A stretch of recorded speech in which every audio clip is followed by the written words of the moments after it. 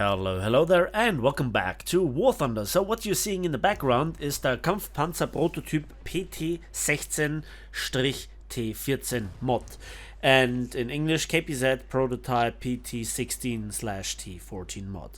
And this is the top crafting result that you can get in the ongoing crafting event, which is really grindy as usual. And then for 3 bonds, so to speak, you can craft yourself this tank. It is a German medium or / main battle tank of battle rating 9.7. It is not a premium tank, and when you get it, it will be stock. It's not a premium and it will be stock. And so it is in the line below the VT-12, Class 3P, C2A1. Together with the 2 premiums, TEM2 IP and the Leopard A1A1L44 of rank 6. So that's quite a lot of stuff that you could earn for the Germans. German stuff is really wanted in this game when it comes to tanks, and so this will be really pricey on the marketplace. The question is this thing worth it? What are its selling points? What are its strengths and weaknesses?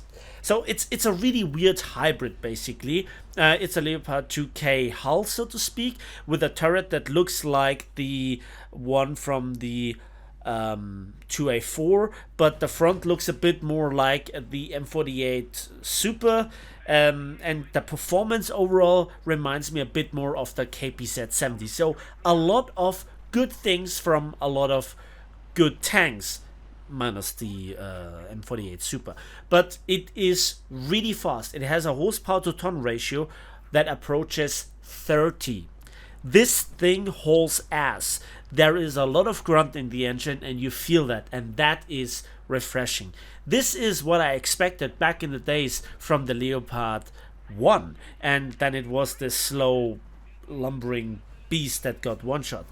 Don't get me wrong, this thing also doesn't really have any sort of armor to speak of. And then there is the gun.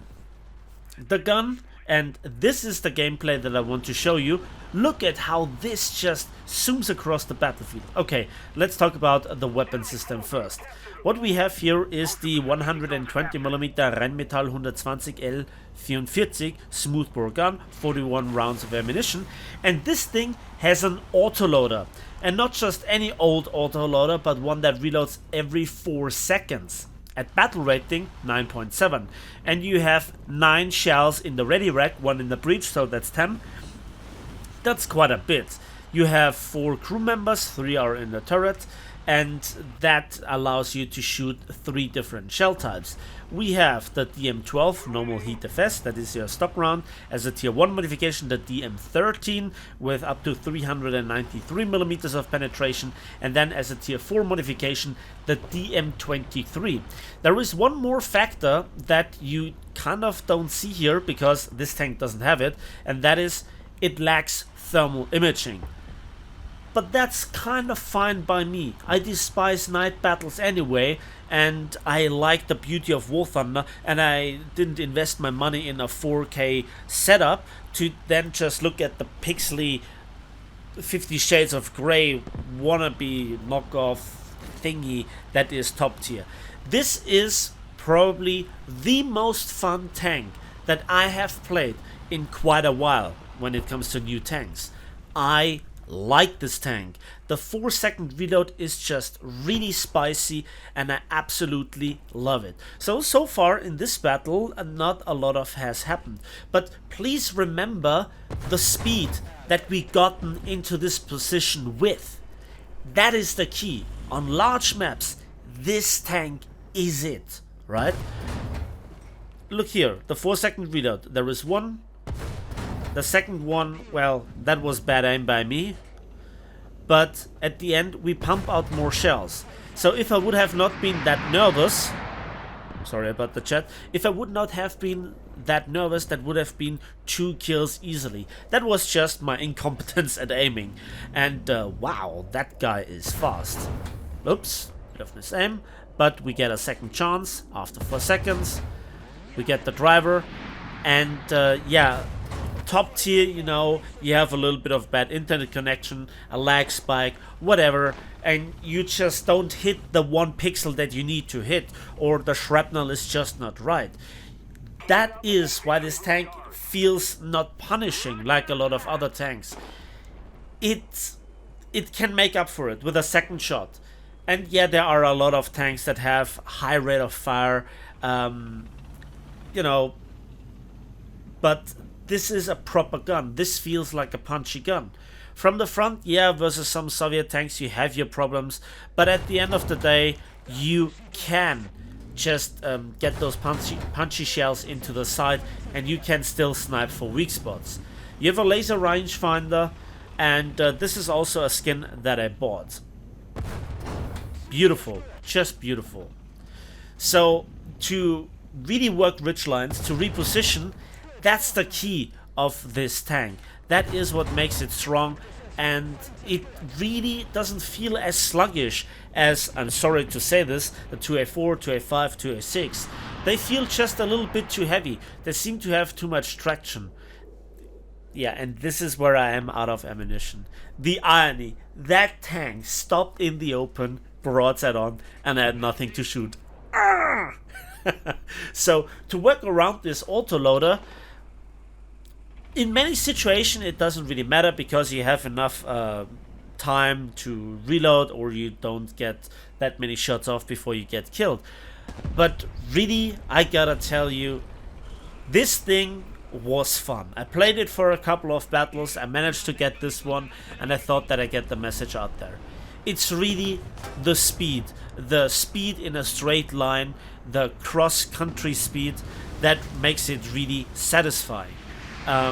It looks good, it performs well, and I had also a good time with that shot, for example, right?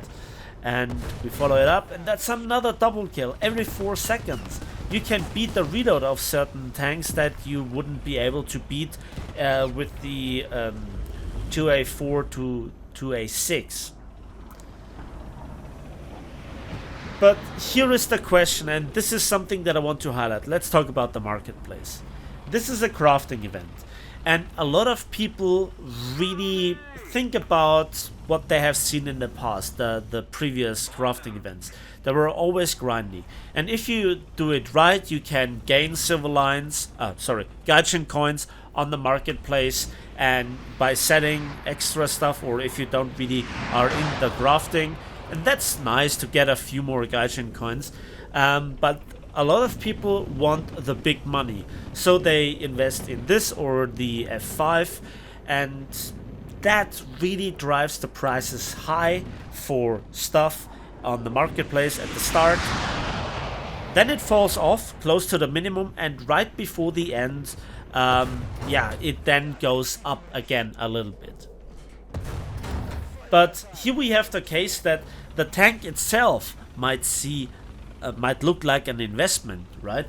You try to get your hands on as cheaply as possible, either by grinding or by crafting it, grinding for it, or by buying it on the marketplace and then selling it later down the line.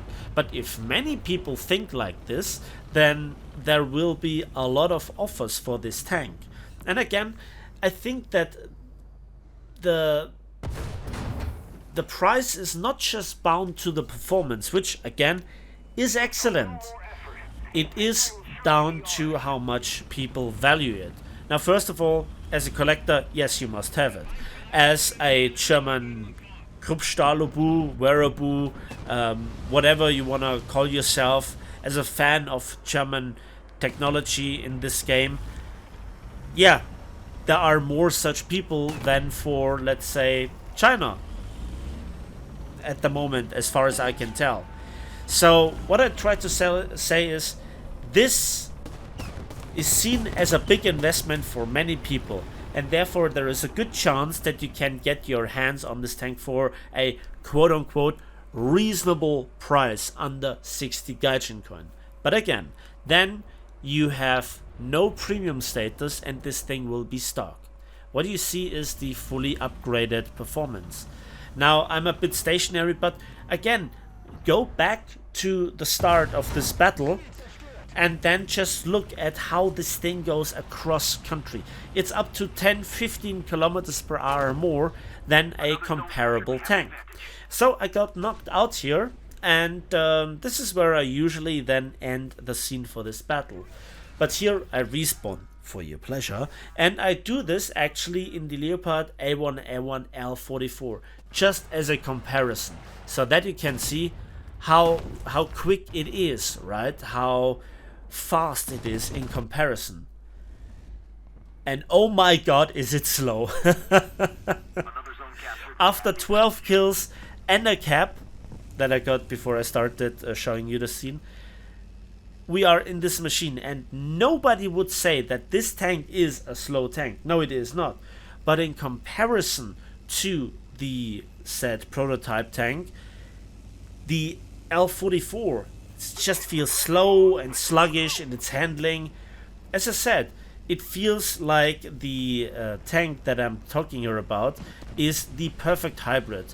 The KPz Prototyp PT-16 T14 seems to be equipped with the best of all worlds, except for thermal imaging, and it's also missing the top mounted 20mm from the 2K or the KPz 70. Nevertheless, I really like this tank. I really would recommend you getting your hands on it. But again, I would, even as a collector, I would not spend more than 60 gaijin coins on it, and that is already a high price. So try to collect the stuff for a reasonable price on the marketplace. Try to grind as much as possible. Take your time, just chill and relax. Talk with people on Discord, what they do, how they get their stuff for the crafting. And don't panic. Don't get into the fear of missing out, right? Because that would be too expensive. It's just a bunch of pixels, but it's the most fun high tier bunch of pixels that I've played in the last couple of weeks. And yeah, I think that's it for this battle. Let's have a quick look at the post battle results to see what you earn with this tank for a premium account, with a win, 12 kills and a cap. Let's just have a look. And yeah, there we can see it. While the result was quite spectacular, 7,350 RP and 65,000 silver lines. That is without a booster but a premium account, and we won the battle with this non-premium tank. So this is for you to put things into perspective. And quite frankly, that's all that I have to say for today. So thanks for watching, thanks for listening. There is one more thing though. If you are interested in a proper full tank review, let me know in the comment section down below, and I consider to do this after the event. Until then, again, we will see each other on the waves, in the skies, and on the battlefields of War Thunder.